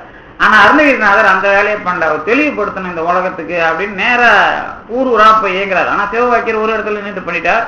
ஆனா அருணகிரிநாதர் அந்த வேலையை பண்ணல. இவ்வளவு வரலாற்று பிரச்சனையை நீங்க எடுத்துக்கிட்டு வரீங்கன்னு சொன்னா இது அருள் உலகத்து பிரச்சனை இல்ல, இதெல்லாம் நம்மள மாதிரி வீணா போனவங்களோட வேலை. இதெல்லாம் அதுதான் வந்து வேதத்துல இருந்து இன்னைய வரைக்கும் இப்ப ஆராய்ச்சி கட்டுற சமய ரீதியா எழுதுனா வடமொழி பெருசா தமிழ் பெருசா, தமிழ்ல இருந்து டிராவிடியன் மூவ்மெண்ட்டுக்காக சமயத்தை கையில எடுத்தாங்க, சைவ சித்தாந்தம்னா தமிழர் தத்துவம், இப்படியே அப்புறம் வடமொழி தத்துவம்னு ஒண்ணு எழுதிக்கிட்டு அவங்க இவங்களை பிரிச்சுக்கிட்டு இவங்க அவங்கள பிரிச்சுக்கிட்டு எம்ப அனுபவிக்கிறதுக்கு வழியே இல்லையா அப்படின்னு தான் வந்து நம்ம பாம்பன் சாமிகள் ஒரு மெத்தடை கையெடுக்கிறார். என்ன கையெடுக்கிறாருன்னா, மொத்த வடமொழியில இருக்கிற உபநிஷத்தையும் எடுத்து படிச்சு பார்த்து, இது பாருப்பா இதுலயே இருக்குது இதுலயே இருக்குது இதுலயே இருக்குது, இதாம்பா அனுபவம், இது தமிழ்ல இப்படி எல்லாம் அனுபவிச்சிருக்கிறாங்கன்னு தகராலய ரகசியம் பரிபூர்ணானந்த போத உரையில தெளிவா எழுதிடுறார். வள்ளலார் பார்த்தார், இதெல்லாம் வேலைக்கு ஆகாது. அவரு வள்ளலார் காலத்திலேயே வர்றாரு. இதுல ஒரு நல்ல ஒரு பிறப்பு குறிப்பு என்ன அப்படின்னு கேட்டீங்கன்னா, வள்ளல் பெருமான் நேர அனுபவத்தை எந்த கலப்பு விளக்கம் கவுண்டர் அப்படி நேரா போகாம அனுபவத்தை நேரா தாய்மானவருக்கு அடுத்து அப்படியே தூக்கிறார். இந்த சமயத்துல முருகப்பெருமான் பார்த்தான், ஆனா மறுபடியும் உலகத்துல குழப்பம் இருக்குது, இந்த ஆளு தனியா இவரை நம்ம கொண்டு வந்துட்டோம், இதுக்கு நடுவுல இந்த எல்லா ஞான நூல்களையும் இணைக்கிறதுக்கு ஆள் இல்லையான்னு பார்த்தான். திடீர்னு பாம்பன் சாமி கிடைச்சாரு, தூக்கி போட்டு அவரை வச்சு வேலை வாங்கிட்டான் முருகப்பெருமான். இப்படித்தான் வந்து அருள் உலகத்துல நமக்காக இறைவன் வந்து இவங்களெல்லாம் பயன் கொள்றான். இதுல போய் நம்ம இஷ்டத்துக்கு வேறுபாடை காட்டி நீங்க அரசியல் பண்றதுக்கெல்லாம் இதுல நான் பேசுறது கடைசியில் அரசியல்டுவாங்க. உண்மையான விஷயத்த பேசுனா அப்புறம் நாம அரசியல் பேசுறேன்டுவாங்க நம்ம ஆளுங்க, ஏன்னா அவங்க பிழைக்கணும்ல அதுக்காக. ஆனா உண்மை என்ன அப்படின்னு கேட்டீங்கன்னா, எப்ப வேதத்துல இவ்வளவு விஷயம் இருக்குது, அது கடவுளை பத்தி ஆராய்ச்சி எந்த நூல்ல எடுத்துக்கிட்டாலும் உலகத்துல எவனும் இந்த மாதிரி பண்ணல, இப்ப வேதத்துல பண்ணதுதான் நமக்கு சான்று கிடைக்குது. ஆனா அதை தொடர்ந்து யாரும் அனுபவிக்கல, இங்க நாங்க அனுபவிச்சிருக்கிறோம்பா, அதுக்கு இதான்பா அர்த்தம் அப்படின்னு அவங்களுக்கும் சொல்றாங்க நமக்கும் சொல்றாங்க. இதுல போய் பிரச்சனையை பண்ணி இது உண்டா எந்தான்னு போட்டு இன்னும் மறுபடியும் சண்டை மாடிக்கிட்டு இருந்தா அது நாம ஞானி ஆகிறதுக்கு அல்லது ஞானம் பெறதுக்கு வழியே இல்லை கடைசி வரைக்கும். அதனால தெரிஞ்சோ தெரியாமலோ பாமன் சாமி நம்மளே எடுத்து வச்சு ஏதாவது பண்ணிட்டு இருக்காரு, வள்ளல் பெருமான் எடுத்து பண்ணிட்டு இருக்காரு. இதுல இதே வரலாறு தான் அவங்களும் சந்திக்கிறாங்க. நீங்க உடனே அருள் உலகத்துல இருந்து நேத்து கூட சொன்ன பாத்தீங்களா, திருநாவுக்கரசர் கல்லுல இருந்து வெளியே வர்றதுக்கு படாத பாடுபடுறாரு கடல்ல இருந்து.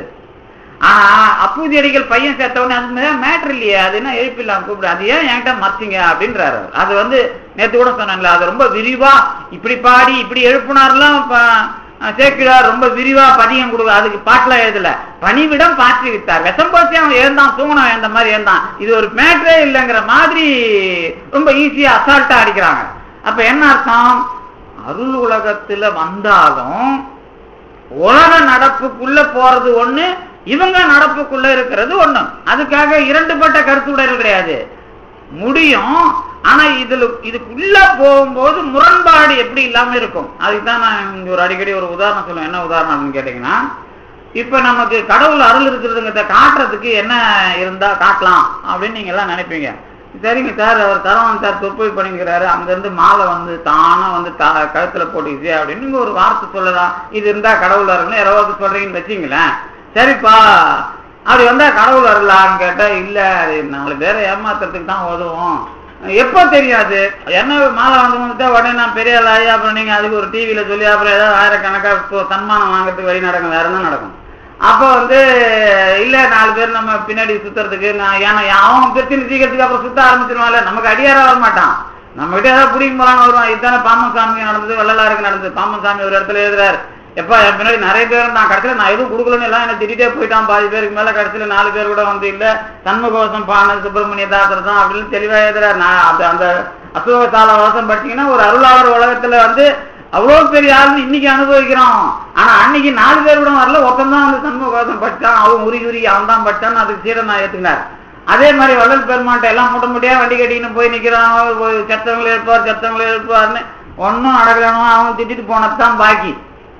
அதனால குழப்பம் வந்தது, அவரே பூட்டி வச்சுக்கிட்டார். எதை சத்திய ஞான சபையை அவரே பூட்டி வச்சுக்கிட்டு போங்கடா அப்படின்ட்டு போனாரு.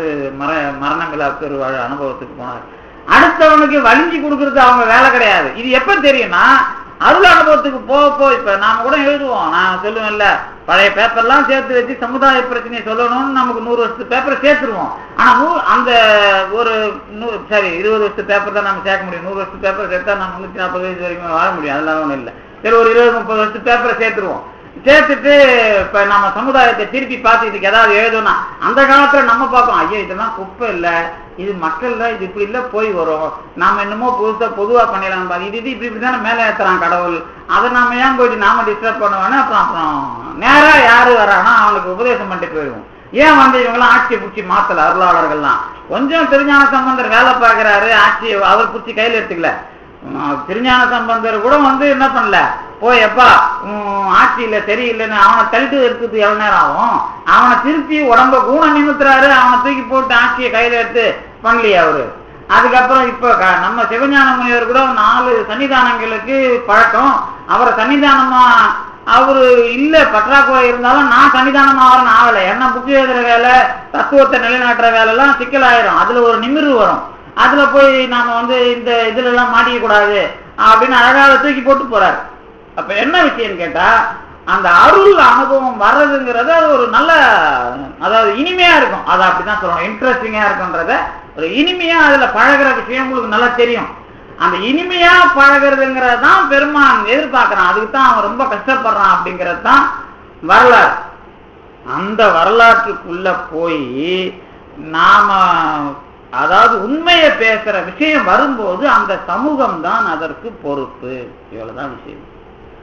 எந்த சமூகம் பொறுப்பு அப்படின்னு கேட்டா, சிவவாக்கியர் வர்ற காலத்துல அவர் வரலாறு நமக்கு தெரியல, ஆனா சேக்கிழாருக்கு பிறகு சிவவாக்கியர் வரைக்கும் எந்த மாதிரி அடிதடி நடந்து எல்லா சிவன் கோயிலும் பூட்டி இருந்ததா, வழிபாடு நடந்ததானே உங்களுக்கு தெரியாது, இல்ல சொத்து அந்த இடத்தை அபகரிச்சு யார் யார் உட்காந்துருந்தான்னு தெரியாது உங்களுக்கு.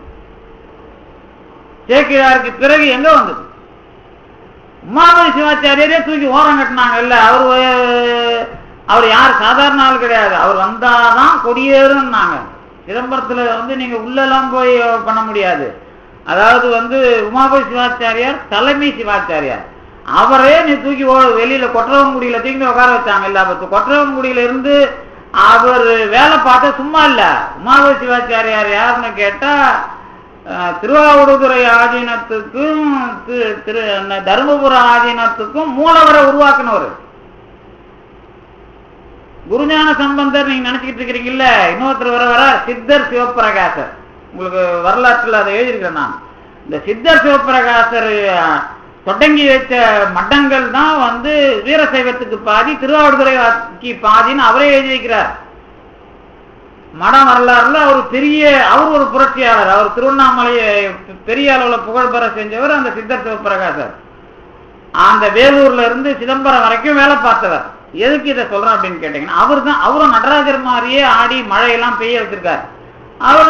அவர் தான் அந்த நடராஜர் மடங்களுக்குள்ள நடராஜர் போறதுக்கு அவர் ஒரு முக்கிய காரணம். நீங்க மடங்களுக்குள்ள சிவலிங்கம் தானே வழிபாட்டு இருக்கு, நடராஜர் எப்ப போனாருன்னு கேட்டா பதில் சொல்லணும்ல, சொல்ல முடியாத.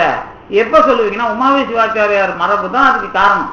அப்ப இந்த மாதிரி இதெல்லாம் ரகசியமா ஏத்துக்கிறீங்கல்ல, அப்ப ஏன் பொதுவா மக்களுக்குள்ள மக்கள் தெளிவா அனுபவிக்கிறதுக்கு ஏன் சொல்ல விட மாட்டேங்கிறீங்க? அப்படிதான் இதான் நம்ம இதுதான் பிரச்சனை. இந்த பிரச்சனையை தான் சிவவாக்கியர் சந்திக்கிறார். சிவவாக்கியர் அனுபவத்தை பெரிய அனுபவத்தை இவங்க அனுபவிக்கிறாங்க. அதுல ஒண்ணு இதய குகையில் இருக்கிறவரை தான் திருஞான சம்பந்தர் அனுபவிச்சார், சிவவாக்கியர் அனுபவிச்சார், அதுல மாற்றம் இல்லை. ஆனா அந்த சமூகம் இருக்கிற நிலவரத்தை பார்த்து அப்போ ஓங்கி அடிச்சாதான் நமக்கு மக்களுக்கு ஆணி அடிக்கிற மாதிரி இருக்குன்னு சிவவாக்கியர் பேசுறாரு. அதுக்கப்புறம் அருணகிரிநாதர் என்ன பண்றாருன்னா, இல்ல இவங்க போய் ஏதாவது ஒரு கடவுள்கிட்ட நிக்கிறாங்கல்ல, இந்த கடவுள் எல்லாம் இழுத்து வச்சு பெரிய கடவுளை அனுபவிக்கிறதுக்கு நாம எல்லாரையும் ஒரு கட்டுவோம் அப்படின்னு அருணகிரிநாத பெருமான் வேலை பார்க்கிறார். இந்த அருணகிரிநாத பெருமான் வேலை பார்த்த பிறகுதான் ஒரு பெரிய பரம்பரை தமிழகத்துக்குள்ள வருது.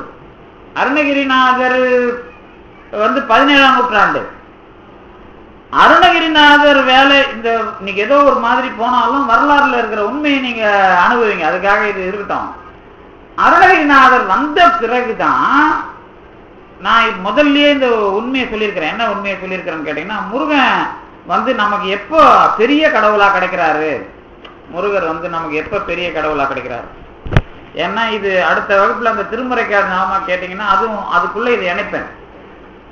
முருகர் எப்ப பெருசா கிடைக்கிறாருன்னா, முருகனுடைய வரலாறு நமக்கு என்னவா இல்ல, முருகனுடைய முழு வரலாறு உங்களுக்கு தமிழ் நூல்கள்ல கிடையாது. திருமுருகாற்றுப்படையில 6 படையில இருந்தது இருக்கும்.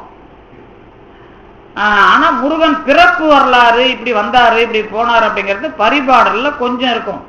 அந்த பரிபாடல்ல இருக்கிற குமரன், முருகன் பேர் இருக்காரு, குமரனுடைய வரலாறு ரிக்வேதத்துல வர்ற வரலாறு. ரிக்வேதத்துல வர்ற முருகன் வரலாறுல பரிபாடல்ல கொஞ்சம் பேசியிருக்கிறான். இது ராமாயணத்துல வால்மீகியோட ராமாயணத்திலயும் வருது, வியாசருடைய பாரதத்திலயும் வருது. ஆனா தமிழ்ல ரொம்ப பரிபாடல்ல வருது. இதுக்கு அப்புறம் முருகனுடைய வரலாறு நீங்க இங்க விரிவாவே பேசல. எப்ப பேசுறாங்க தெரியுமா? குமரகுருபரர் முருகனுடைய பிறப்பு வரலாறு முழுசா சொல்றாரு கந்தர் கலியன்பாவுல. அதுக்கு முன்னாடி அருணகிரிநாதர் கூட பிறப்பு வரலாறு முழுசா சொல்லல, அவர் எல்லாத்தையும் நினைச்சு பேசுவாரு. இப்படி சரவண பொய்கையில பிறந்தான், இப்படி வளர்ந்தான், இதுக்காக பண்ணான் அப்படிங்கிற தொகுப்பு சிந்தனையை கொடுத்தவர் குமரகுருபரர் தான். குமரகுருபரருக்கு பிறகுதான் கச்சியப்பர் கந்தபுராணம் பாட்டாரு.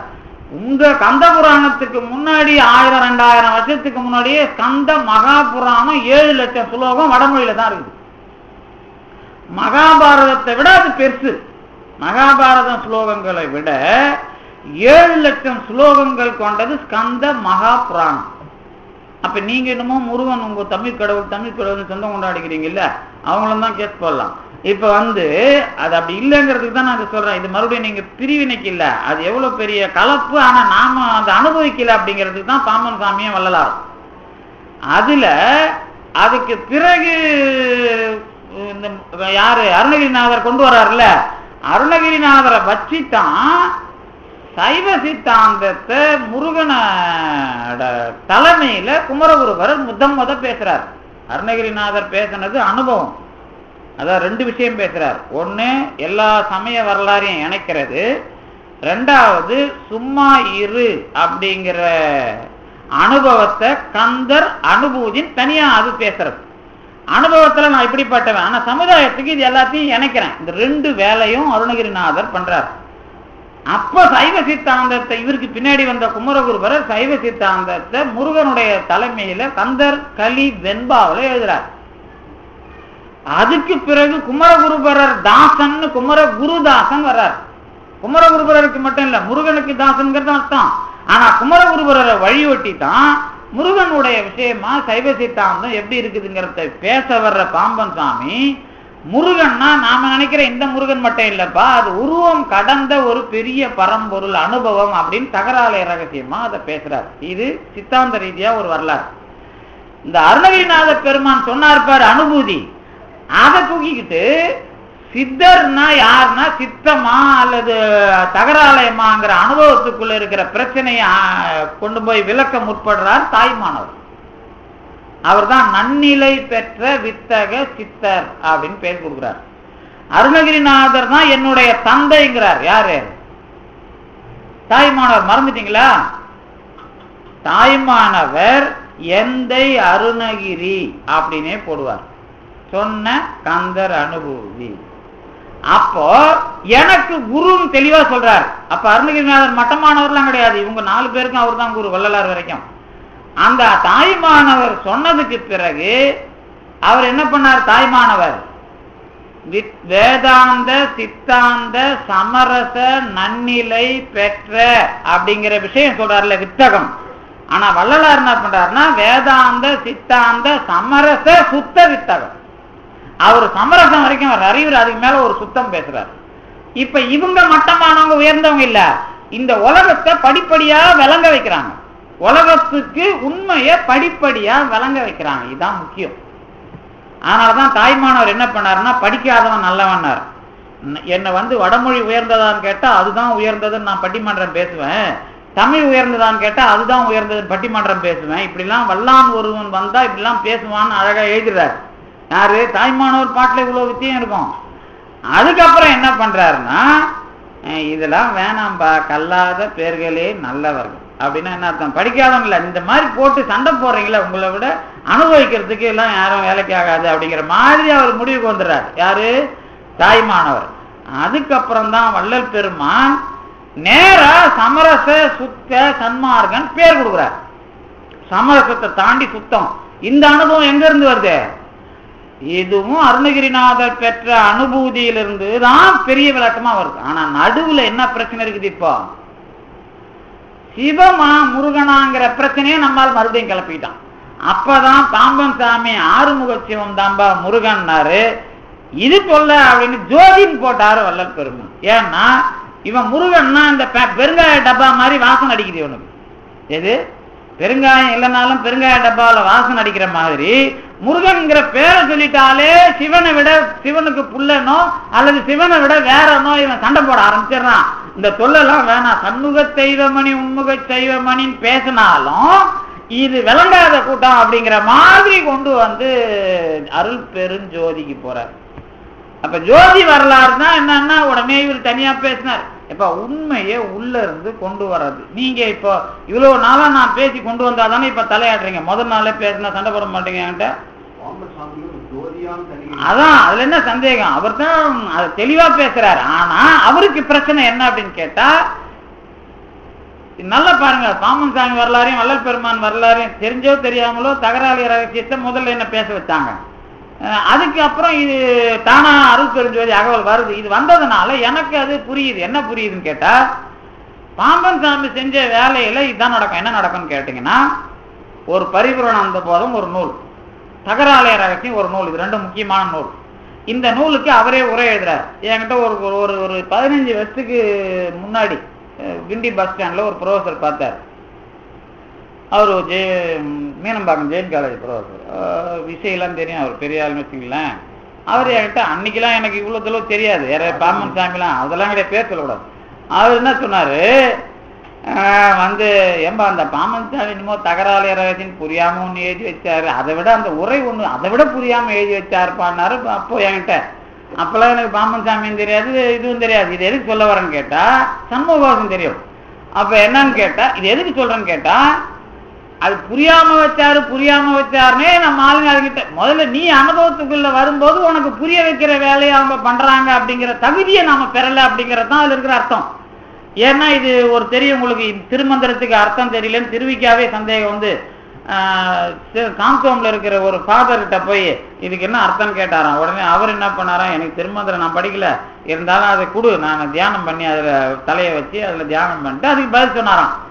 எதுக்கு சொல்ல வர அப்படின்னு கேட்டீங்கன்னா, அதுக்குள்ள நான் போகவேன் அப்படிங்கிற தகுதியை எனக்குள்ள நான் வளர்க்க ஆரம்பிக்கும் போது அவங்க டேக் ஓவர் பண்றாங்க. இதுதான் வரலாறு. இந்த அவங்க நம்மளை கையில் எடுக்கிற வரலாறுக்கு நாம இடையூறா இருக்கிறங்கிறது தான் பிரச்சனை. அப்படி பாம்பன் சாமி என்ன பண்றாருன்னா, இது வரைக்கும் வந்த சைவ சித்தாந்தத்தை புரிஞ்சிக்காத விஷயங்களுக்கும் பதில் எழுதுறாரு. அதுல ஒரு உதயம் சொல்றேன், அதுல ஒரு சின்ன விளக்கம் சொல்றேன்னு. எப்ப இந்த நாயன்மாருக்கெல்லாம் குரு பூஜை பண்றீங்களே, அவங்கள சங்கமர்னு சைவ சித்தாந்தத்துல தப்பா சொல்லி கொடுக்காதீங்க அப்படின்னு ஒரு இடத்துல எழுதுறாரு. நாம சங்கமர்னா என்ன அர்த்தம், அடியார் வழிபாடுன்னு எழுதுறோம்ல, அது நீங்க ரொம்ப தப்பா படிக்கிறீங்கப்பான்னு ஓங்கி மண்டையில் அடிக்கிறாரு. அதுக்கு என்ன அர்த்தம் கேட்டா, சங்கமர்னா திரியிறவங்கன்னு அர்த்தம். நம்ம நாயன்மார்லாம் இறைவனை அடைஞ்சு சிவஜோதி அவங்களுக்கு குரு பூஜை கொண்டாடு, அவங்கள சிவபரம்பொருளோடு ஐக்கியம் ஆயிட்ட பிறகு ஊர்ல திரியல அவங்க. நீ ஊர்ல தெருவா சித்தர்கள் மாதிரி உட்காந்துக்கிட்டு கடவுளை கும்பிட்றதுக்குன்னு அதை வேலை செய்யாம கடவுளை கும்பிட்றதே நாங்க ஒரு 4 நாளைக்கு முன்னாடி ஒருத்தரை பார்த்தோம், சக்கரையம்மா கோயில்ல உட்காந்துட்டு இருந்தார். அவர் யாரும் தெரியாது, சடா முடியாது, காவி வேட்டி கட்டிங்கிறாரு. அவர்கிட்ட சரி ஐயா எங்கேருந்து வரீங்கன்னா, நான் எங்க ஊரா கோயிலுக்கு போயிட்டு இருக்கிறேன் அப்படின்னா. அப்ப சரி இங்க ஏதாவது தந்தாங்க, காசு கொடுத்தாரு நண்பர் கவிஞர், வாங்கல அவர். உடனே அவர் என்ன பண்றாரு, ஐயா நான் காசு தொட மாட்டேன், எனக்கு நான் ஒன்றும் சாப்பாடு நீங்க வாங்கி கொடுத்தீங்கன்னா சாப்பிட்டு போயிட்டே இருந்துருவாரு. அப்புறம் வாங்கி கூட கடையில் வந்து சாப்பிடலாம், வாங்கி கொடுத்து வாங்கி பையில வச்சுட்டு எங்கேயோ போய் சாப்பிட்றாரு. இது அவங்க ஒரு விரதத்தை கை கொண்டுட்ட பிறகு நீங்க பாக்குறான்லாம் பிச்சைக்காரன் கோயில கொண்டாந்து கூட்டாதான் சாமி வழிபாடு திறக்கணும்னாக்கா அது தப்புப்பாங்கிறார் பாம்பன் சாமி. இது சங்கம வழிபாட்டுல சைவ சித்தாந்தத்திலேயே நீங்க இப்படித்தான் புரிஞ்சுக்கணும். சிவஞான போதம் தான் உயர்ந்ததுன்னு நீ அதுலயே நின்னா சிவஞான போதம் சொல்றதே நீ மதிக்கலன்னு ஆயிடும் அப்படின்லாம் நிறைய இடத்த கவுண்டர் கொடுக்குறாரு. கொடுத்துட்டு வடமொழியில இருக்கிற அத்தனை 108 உபநிடதம் பாம்பன் சாமி கையில இருந்திருக்குது. விவேகானந்தர் எழுதுறாரு, லண்டன்ல இருந்து இங்க மைசூர்ல இருக்கிற ஒருத்தருக்கு எழுதுறாரு. எழுதி எப்பா இந்த வடமொழி உபநிடதங்கள்லாம் கிடைக்கல, ஆனா தமிழ்ல எல்லாத்தையும் 108 போட்டிருக்கிறாங்க, எனக்கு அதை வாங்கி அனுப்புன்னு கடிதம் போட்டிருக்காரு. யாரு? விவேகானந்தர்.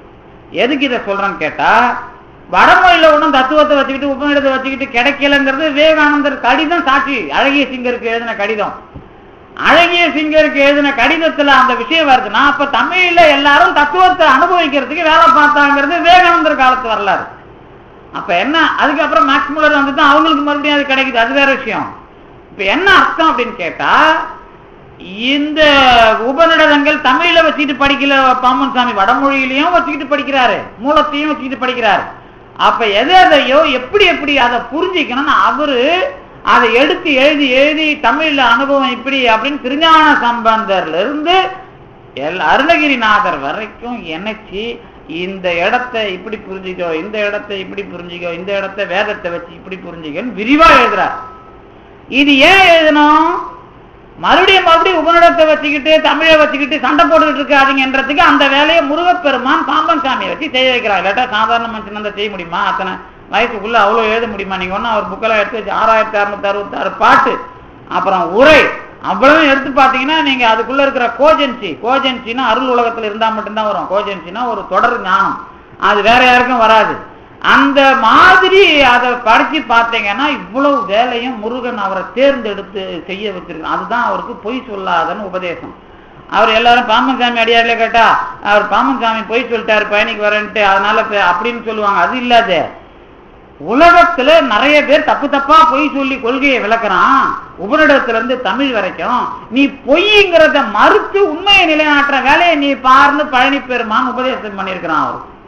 அப்ப என்ன அர்த்தம்னா, கொள்கையில் பொய் சொல்லாமை என்பதற்கே நூல்கள் எழுதினார் அவரு. அனுபவத்துல பொய்ங்கிறத பேசக்கூடாது, நேரா உண்மைங்கிறது வள்ளல் பெருமான். அனுபவத்துல நீங்க என்னதான் இப்ப நீங்க உலகம் பூரா உங்களை பொய்யன்னு சொன்னாலும் அனுபவத்துல நீங்க நல்லவர் தானே, நேர்மையானவர் தானே. அந்த நேர்மைங்கிறதுல வாத பிரதிவாதம் கிடையாது, எப்படி வளர்றதுங்கிறது தான். அந்த வளர்ற விஷயம்தான் உங்களுக்கு அருள் பெரும் ஜோதியா வளருது. அதனாலதான் வள்ளல் பெருமானையோ அல்லது பாம்பன் சாமியோ அல்லது நாயன்மார்களையோ வச்சுக்கிட்டு இவர் இதுக்கு மேல சொன்னாரு, இவருது இது அப்படி நொட்டிக்கிட்டு இருக்கிற வேலையை நமக்கு தராம நேரா தெளிவா ஆக்குற அனுபவத்தை நமக்கு கொடுத்தீங்க. இங்க 12 வருஷம் நடந்த பிறகுதான் இதுக்கு தகுதி இருக்குதுன்னு இப்ப பேச வைக்கிறாங்க. அதுல இதுவும் நம்ம கையில இல்ல. நான் தான் அடிக்கடி சொல்லுவேன், உரை ஓங்கும்னு திருஞான சம்பந்தர் கிபி 650 வாக்குல திருவான்மியூர்ல பாடிட்டு போறார். அதானே திருவான்மியூர்ல திருஞான சம்பந்தர் காலம் 7 கிபி 7ஆம் நூற்றாண்டு 650 வாக்கு. இன்னையில இருந்து எத்தனை வருஷம்? 1350 வருஷத்துக்கு குறையாம முன்ன சொல்லிட்டு போனது. அது முன்னெல்லாம் நான் ஓதுவாருக்கும் போது சொல்லியிருப்பேன். என்ன சொல்லியிருப்பேன்? இப்ப 1300 வருஷம் கழிச்சு பெருமான் இந்த மண்டபத்தை விளங்க வைக்கிறான்னா அப்ப திருஞான சம்பந்தர் 3 நாளுக்கு குறையாத தங்கிட்டு போன இடம் இந்த இடமா தான் இருக்கும். எந்த இடம்? இந்த ஓரமா தான் தங்கி இருந்திருக்கணும். ஏன்னா திருஞான சம்பந்தர் இங்க 2-3 இந்த ஏரியா இந்த இடத்துல 2 பதிகம் பாடுறாருல்ல, அப்ப அவர் 2-3 நாளுக்கு குறையாம இங்க தங்கிட்டு போயிருக்கிறார். அதுதான் வரலாறு. அதுதான் சேக்கிழாரும் தங்கிட்டு போனதா தான் எழுதுறாரு. மயிலாப்பூர்ல தங்கல, நல்லா ஞாபகம் வச்சுக்கணும். மயிலாப்பூர்ல வந்துட்டு இங்க வந்துடுறார், இங்கதான் தங்குறார். அப்ப தங்கிட்டு போய் சொன்ன வார்த்தை விளங்குறதுக்கு 1300 வருஷம் ஆகுது. இதுக்கு யார் காரணம்? நீங்களா நானா? ஏன்பா பக்கத்து ஊர்ல செத்த சாம்பல பொண்ணு ஆக்குறாரு, ஒரு உருவம் கொடுக்குறாருல்ல. இங்க இது சொன்னது ஏன் விளங்கல? அது நினைச்சு பாருங்க, ஏன் விளங்கல? அப்ப விளங்கல, இப்ப விளங்குது. ஏன்? நீங்களா திருந்தி அதை செய்யணும். அவர் போட்டு ஆணை போட்டு தான் எழுப்பலாம் முடியும். அப்ப அந்நேரத்துக்கு சொற்பொழிவு பண்றதுக்கு ஒரு ஆளை சொல்லிட்டு போக முடியும். அது கிடையாது. இந்த சமூகம் அதுவாக வளர்ந்து வளர்ந்து வர்றதுக்கு இத்தனை காலம் ஆகும். அதுதான் வேலை செய்யுதுன்னு அர்த்தம். அதே மாதிரிதான் இந்த அருளாளர்கள் வரலாறுக்குள்ள இந்த சமூகத்தையும் அவங்களையும் நீங்க இணைச்சி பார்த்து அவங்கள மட்டம் தட்டாதீங்க. இந்த சமூகம் வளருகிற இருக்கிற நெருக்கடியில இவ்வளவு இந்த மாதிரி வேலை செய்தார்கள் அப்படின்னு சிவவாக்கியரையும் பார்க்கணும், திருஞான சம்பந்தரையும் பார்க்கணும், அருணகிரிநாதரையும் பார்க்கணும். பார்த்தாதான் கடவுள் இருக்குதுன்னு உங்களுக்கு அனுபவம் தெளிவா இருக்குதுன்னு அர்த்தம். இது நான் யாரையும் குறை சொல்றேன்னு நினைக்க வேணாம். கடவுள் இருக்கிறாரு தெளிவா ஒரு ஆள் போறீங்க, எதுக்கு போறோம்? கடவுள் இருக்கிறாருன்னு ஏதாவது வாங்கின்னு போலான்னு போறோம்ல. அது இல்லாம கடவுள் என்ன வாழ வச்சுக்கிட்டு இருக்கிறாரு தெளிவா தெய்வம் என்கிற சித்தம் உண்டாறது இல்லது. உண்டாய்தான் தத்துவ பிரச்சனை எல்லாம் வருமே. சித்தம் அழகியவரா நீங்க மாறணும். சித்தம் அழகியவன் அப்படின்னு வருதுன்னா என்ன அர்த்தம்னா, இந்த வாத பிரதிவாதங்களை எல்லாம் தாண்டி தெய்வம் என்பது ஒரு சித்தம் உண்டான பிறகு வாத பிரதிவாதங்களை தாண்டி சித்தம் அழகாகும். அங்க என்ன பண்ணல, ஓட்ட உடைச்சல் அமுக்கல் பொத்தல் எதுவும் இல்லை. அந்த இடத்துல பெருமான் இருக்கிறாங்கிறத சுவைக்க ஆரம்பிக்கிற ஒரு காலம் வருதுன்னு நீங்க நினைச்சீங்கன்னா இந்த அடியார்களுக்குள் பேதம் இல்லைங்கிற விஷயத்துல உங்களுக்கு ஒரு நம்பிக்கை ஒளி விட்டுருக்கும். அப்படி இல்லைன்னு சொன்னா இது பெருமறை நம்பருக்கும் திருமறை நம்பருக்கும் இடையீடு பெரிதான்னா வடமொழியை விட தமிழ் பெருசுன்னு வேட்டியை கவுத்து கட்டிக்கிட்டு நீங்க சண்டை போட தயாரா இருக்கிறீங்கன்னா உங்களுக்கு விளங்காதுன்னு அர்த்தம். இதுதான் வரலாறு. இது நான் ஏதோ கவுண்டர் கொடுக்கறதுக்காக சொல்றதில்லை, அனுபவத்தை நேர்மையா பார்க்கறது. அதுதான் வள்ளலாருக்கு கோபம் வந்தது.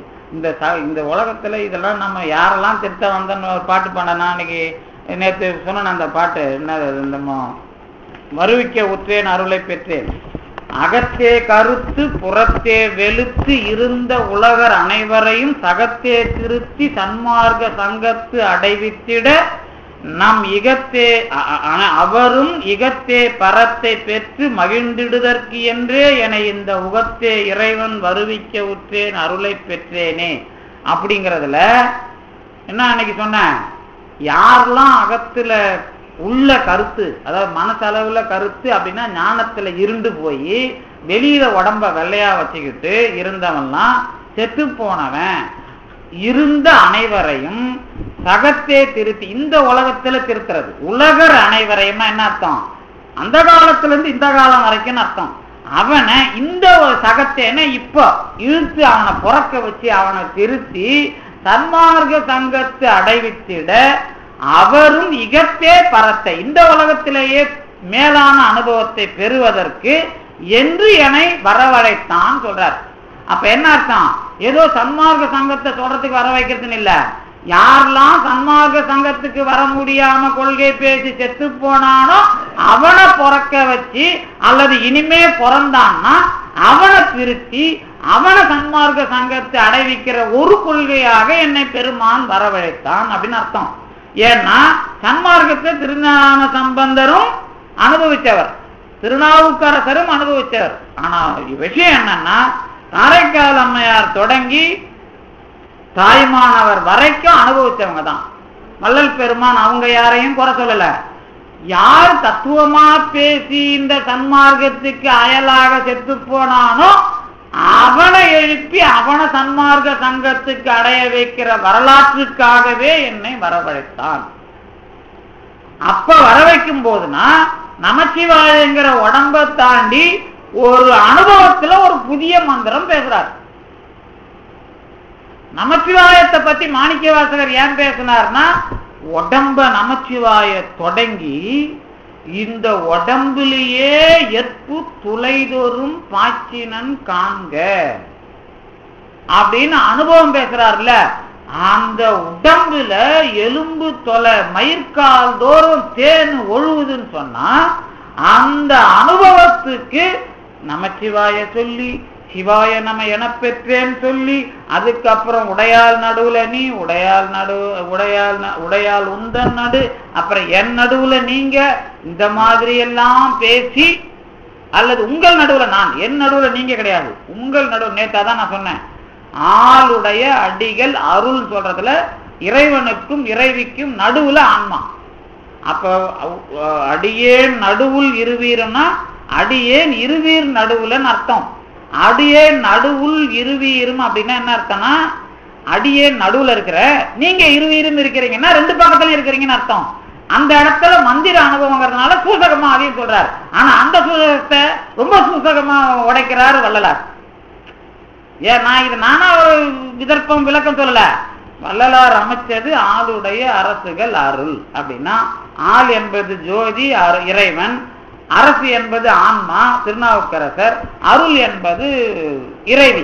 இந்த ரெண்டுத்துக்கும் நடுவுல ஆன்மாவை வள்ளல் பெருமான் வைக்கிறாருன்னு சொன்னா, இதுதான் மாணிக்கவாசகர் சொன்ன திட்டம் அப்படிங்கிறத நான் தெளிவா சொல்றேன். உடனே நீங்க இவரு அடியே நடுவுள் இருவருங்கிறத மாத்தி சொல்றாருலாம் சொல்லக்கூடாது. நான் சொல்லலப்பா, அடியே நடுவுங்கிறது ரகசியம். நான் உங்க இருவீரும் இரண்டு பேருக்கும் நடுவுல நான் அப்படிங்கிறது தான் அதுக்கு அனுபவம். அந்த அனுபவத்தை தான் தெளிவா வள்ளலார் வரலாறு ஆக்குறாரு. அப்ப வள்ளலார் வரலாறு ஆக்குறாருன்னு சொன்னா, இந்த நமச்சிவாய தாண்டி அருட்பெருஞ்சோதிங்கிறத எப்படி பேசினார்னா அதுலயே தெரியும் உங்களுக்கு. ஜோதி ஜோதி ஜோதி அருள், ஜோதி ஜோதி ஜோதி சிவம், ஜோதி ஜோதி ஜோதி சுயம் சொல்றாருல்ல. அதுக்கு என்ன அர்த்தம்?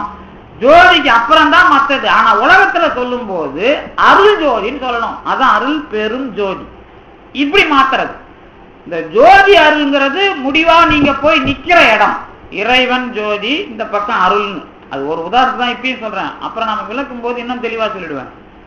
ஆனா உலகத்துக்கு மந்திரமா சொல்லும் போது அருள் ஜோதி, நடுவுல பெருங்கிறது அது பெருமை, அது அப்புறம் அந்த ஜோதிக்கு அடையாது. அருள் ஜோதிங்கிறது தான் அந்த இறைவியும் இறைவன். இப்ப நீங்க சிவைய நம சிவாய இதெல்லாம் தூக்கி வந்து இப்ப இதுல இணைச்சு நம்ம தெளிவா பேசிட முடியும். ஆனா இப்ப அடிப்படை உங்களுக்கு புரிஞ்சு போச்சு. என்ன புரிஞ்சிச்சு? அனுபவத்தில் முடிநிலை பெற்ற அருளாளர்களை ஜோதி சிவம் என்பது போல ஆள் உடைய அடிகள் அருள் என்று விளக்கம் கொடுக்கிறார் வள்ளலார். ஆளுடைய அரசுகள் அருள், ஆளுடைய நம்பிகள் அருள், ஆளுடைய பிள்ளை அருள். பிள்ளை அரசு நம்பி அடிகள்லாம் ஆன்மா, இந்த பக்கம் அருள், இந்த பக்கம் ஜோதி. இந்த ஆளுடைய என்பது திருமறைக்காடு தாண்டி வாய்மூர்ல இவர் ஆள் என்று திருஞான சம்பந்தர் சொன்ன அந்த வாக்கு இறைவனை அடையாளம் காட்டுகிற வாக்கு. அப்ப இறைவனை அடையாளம் காட்டிய திருஞான சம்பந்தர் சொன்ன நெறி வேதத்தை தெளிவுபடுத்துகிற நெறி. அதான் வேத தெளிவு. அதாவது தெருளும் மறை சிலம்பு என்கிற மெய்மொழி பொருள் எனக்கு தந்தாயின் வள்ளல் பெருமான் திருஞான சம்பந்தர் திருக்கடை காப்பை வைத்து சொன்னார். அப்ப அருநெறிய மறைவல்ல அந்த அனுபவத்தில் நின்ற பிரமாபுரம் தான் சிதம்பரம். இதுக்குள்ள மந்திரம் நமச்சிவாயங்கிற உடம்பை தாண்டி இறைவனும் அருளுமாக பேசினா அருள் ஜோதி வருகிறது. இது வரைக்கும் நான் நமச்சிவாயத்திலிருந்து ஜோதி அருள் வரைக்கும் அருள் பெரும் ஜோதியை சொல்லியிருக்கிறேன். இதுக்கு நடுவுல மந்திரம்லாம் எப்படி இணையுது அப்படிங்கிறத அடுத்த சனிக்கிழமை நாம் சிந்திப்போம் என்பதாக சொல்லி இந்த அளவிற்கு தந்து நிறுத்திய திருவருளுக்கும் குருவருளுக்கும் நன்றி கூறி விடைபெறுகின்றேன்.